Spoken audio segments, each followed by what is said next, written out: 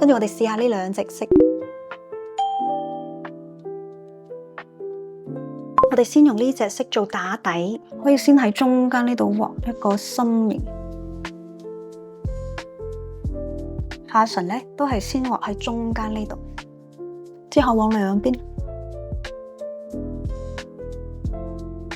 轉過嚟，用尖嘅呢邊做細節。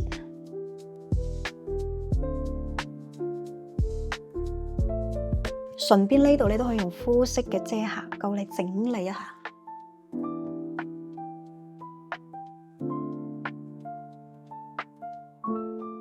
之後用呢一支更深色嘅 Diva，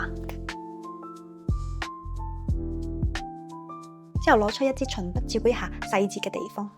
呢個深色咧，沿住你嘅唇邊加深，留出中間呢度會淺色啲啲，更加之有層次感。Into You 嘅呢一隻色，再加深一下。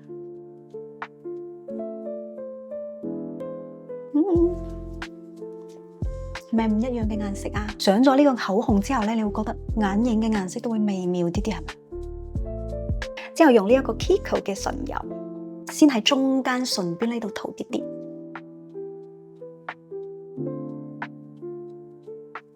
點解呢個刷會開刷咧